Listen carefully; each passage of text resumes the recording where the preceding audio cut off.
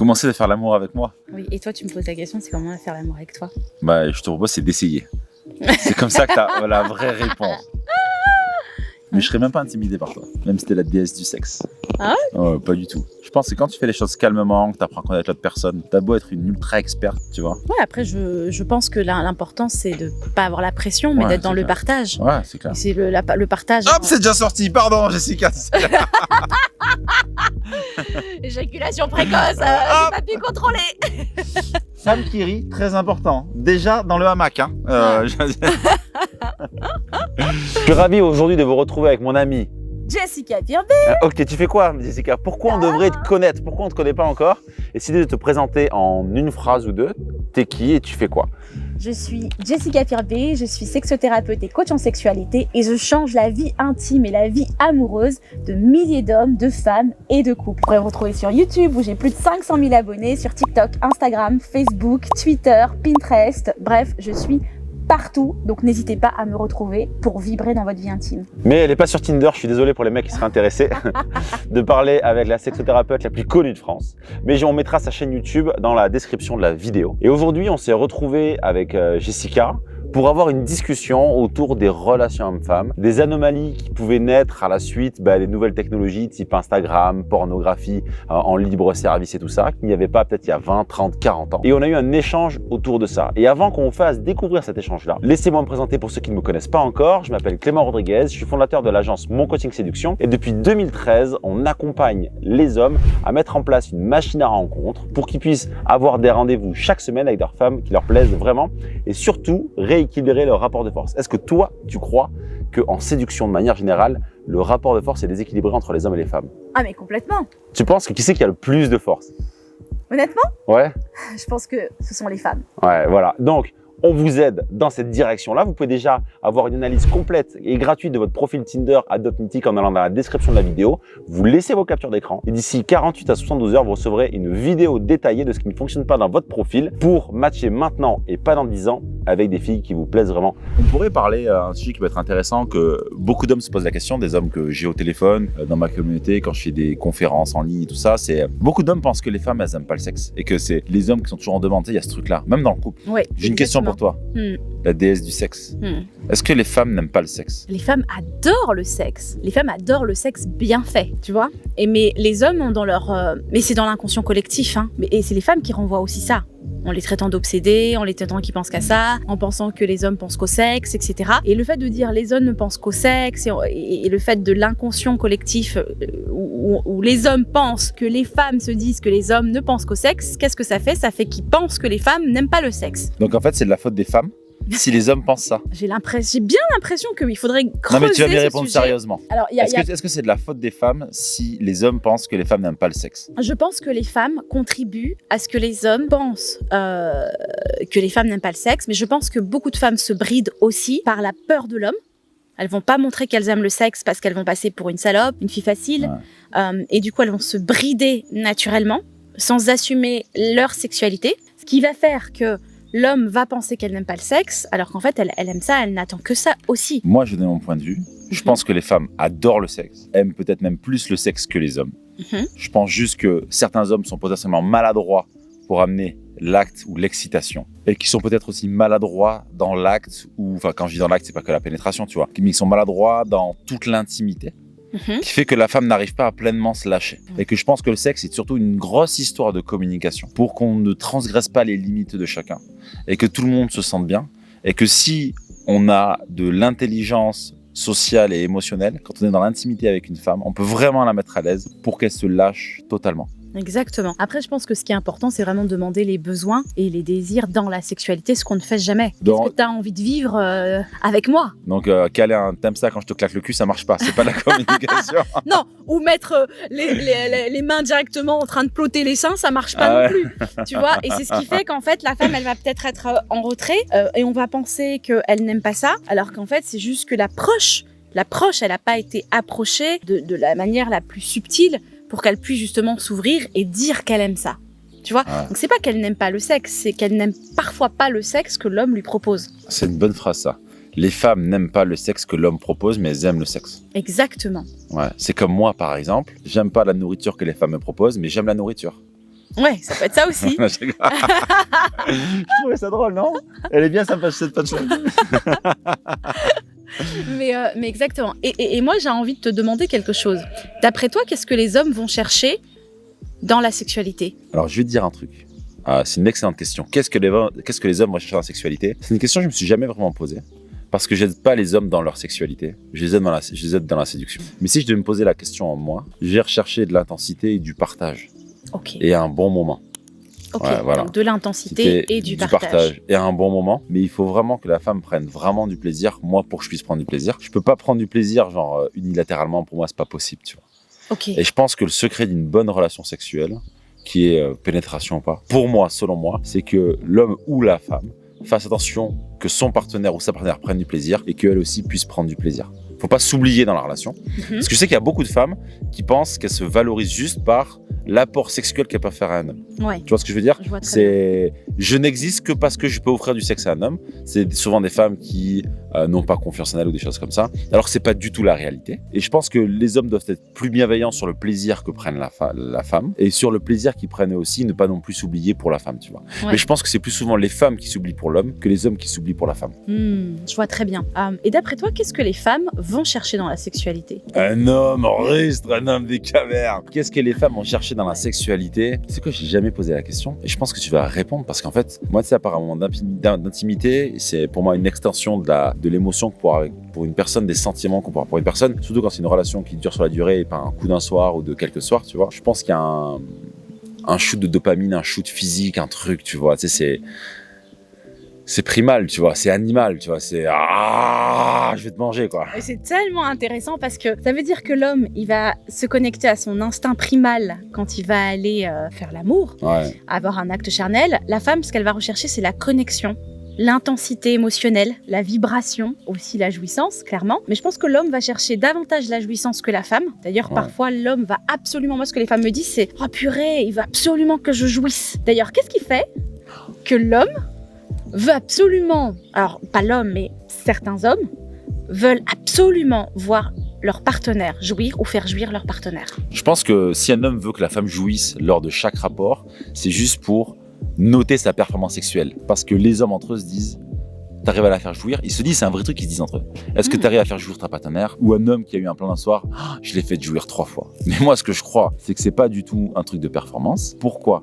Parce qu'il y a des femmes qui jouissent très facilement. Tu peux avoir 5, 6, 7, 8 orgasmes qui sont clitoridiennes et c'est à la queue leu. Et d'autres qui sont juste vaginales et c'est beaucoup plus long. Et il faut connaître bien la personne. Mais pour être passé par là plus jeune, il y a un truc de reconnaissance et de médaille, tu vois. Genre en mode... Donc l'homme va chercher la reconnaissance, la médaille. Si elle a joui, ça veut dire que je suis un bon coup. Si elle a pas joui, c'est que je suis un mauvais coup. Donc en gros, faire jouir la femme égale bon coup dans Ouais. la tête de De l'homme. l'homme. Et c'est pour ça qu'il va se mettre la pression pour vraiment faire jouir la femme. Et que si, et des fois, tu vois, c'est un peu bourrin.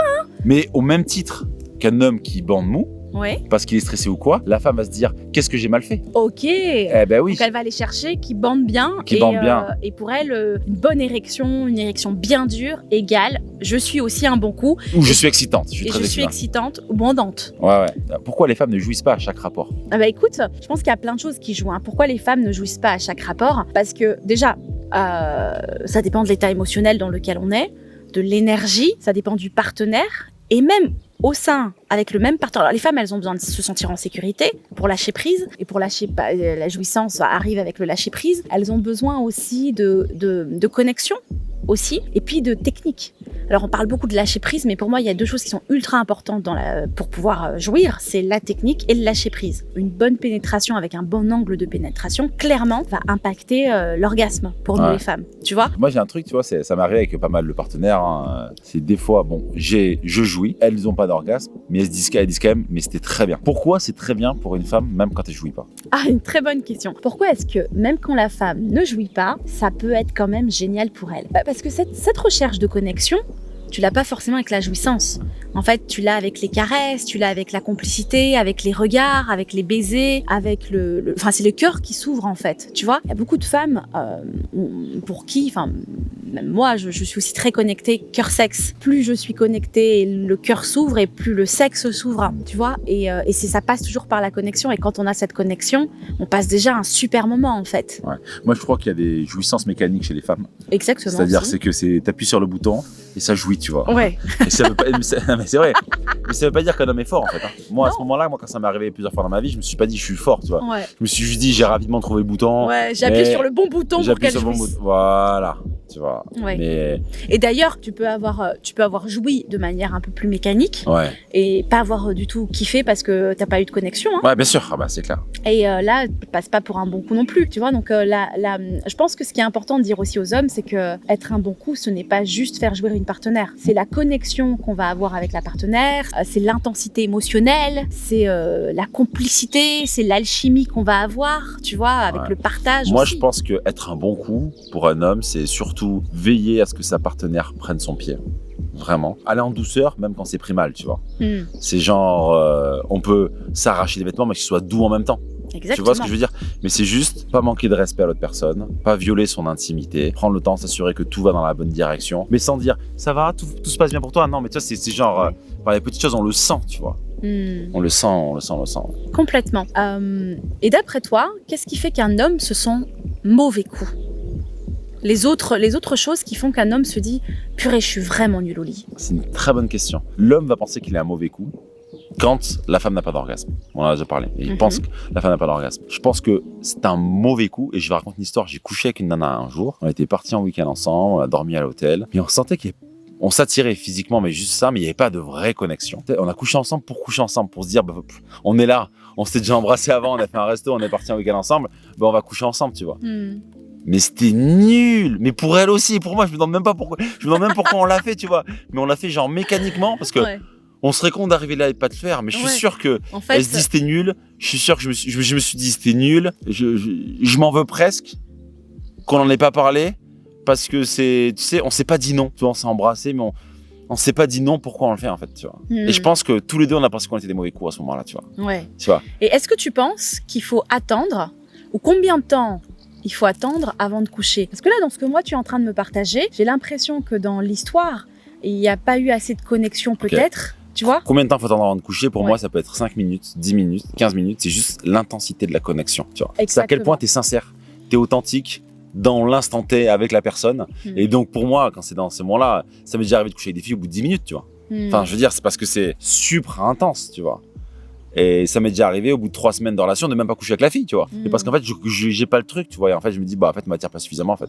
Tu vois, par son attitude. C'est pas que physique le sexe. Enfin, même pour les hommes. Enfin, je pense que pour les hommes, le sexe n'est pas que physique. Du moins, pour moi, le sexe n'est pas que physique, quoi. Genre, une femme trop young, très belle, je serais pas excité pour coucher avec elle. Donc, toi, il te faut de la douceur, de l'empathie, de l'énergie. Qu'est-ce que tu mettrais d'ailleurs? Moi, ce qui m'excite vraiment chez une femme, c'est quand je sais qu'elle aime le sexe, mais que je dois quelque part un mot qui va pas plaire mais la chasser un peu, même quand je suis en relation avec elle, tu vois, mais que je dois faire le travail pour l'exciter. Tu vois.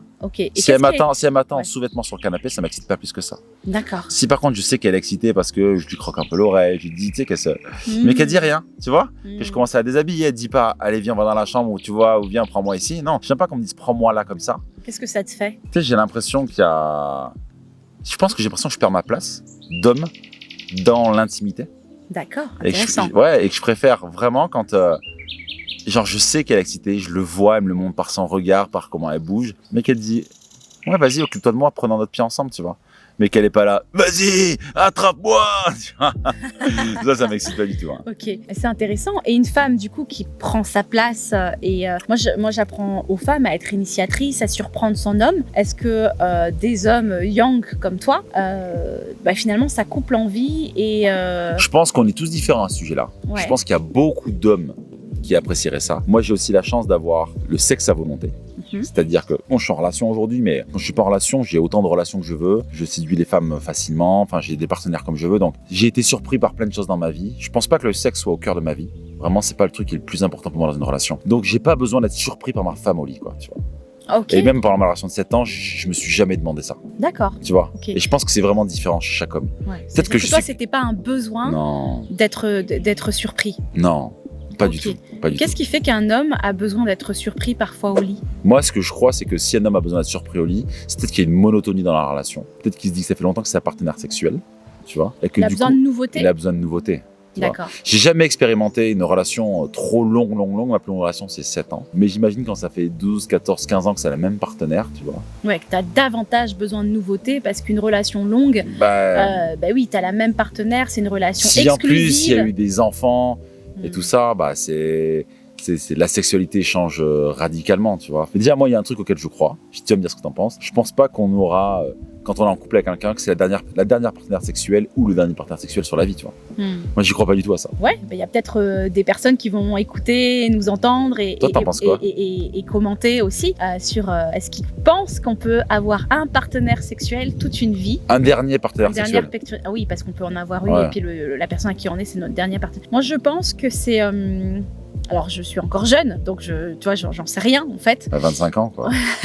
Oui, on va dire ça comme ça pour l'audience. Je pense que quand il y a du jeu, quand il y a de la séduction, quand on a vraiment cette volonté de se surprendre et de continuer à se surprendre avec les années, d'avoir cette curiosité et qu'on s'intéresse vraiment à la sexualité, qu'on va vivre des expériences ensemble. Pour moi, c'est pas tant le nombre de partenaires et la nouveauté à travers le corps qui est différent, qui est peut-être différent pour les hommes, tu vois, où il y a cette recherche d'aventure. Moi, chaque fois que je demande aux hommes, c'est pourquoi est-ce qu'ils vont aller voir ailleurs, ou même des hommes qui ont aussi eu des infidélités, il y a quelque chose qui revient souvent, c'est la sexualité, c'est une aventure. Le corps d'une femme, c'est une nouvelle aventure. Je suis d'accord. C'est un nouveau voyage. Moi, je pense, alors je parle aussi pour moi, ce voyage, c'est génial de le faire avec le même partenaire, mais on voyage et on a toujours avec la même intensité, avec une expérience différente. Et dans le jeu, par exemple, tu vois, le shibari, le tantra, le massage érotique, le massage tantrique, des jeux, des plumes, des foulards, du BDSM, avec des jeux sexuels différents, avec le même partenaire, moi, ce que je veux pas, c'est m'ennuyer. Ouais. C'est toujours vivre des choses avec l'autre et avoir cette complicité